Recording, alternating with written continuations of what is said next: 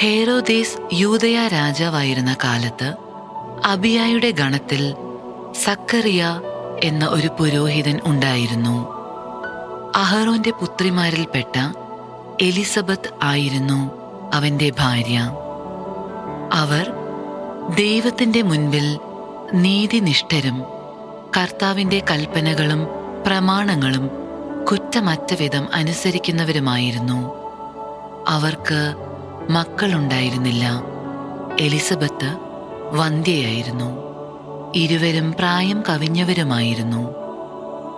തന്റെ ഗണത്തിന് നിശ്ചയിക്കപ്പെട്ടിരുന്ന ക്രമമനുസരിച്ച് ദൈവസന്നിധിയിൽ ശുശ്രൂഷ നടത്തി വരവേ പൗരോഹിത്യ വിധി പ്രകാരം കർത്താവിന്റെ ആലയത്തിൽ പ്രവേശിച്ച് ധൂപം സമർപ്പിക്കാൻ സക്കറിയായ്ക്ക് കുറി വീണു.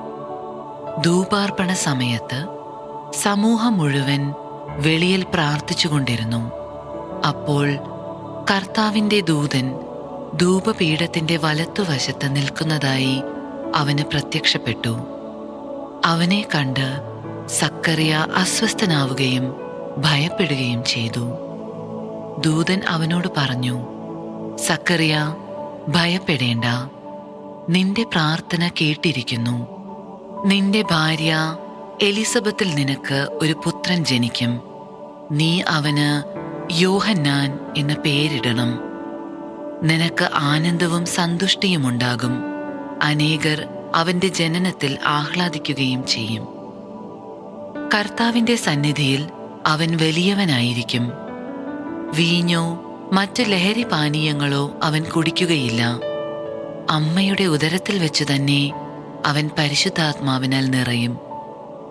ഇസ്രായേൽ മക്കളിൽ വളരെ പേരെ അവരുടെ ദൈവമായ കർത്താവിലേക്ക് അവൻ തിരികെ കൊണ്ടുവരും.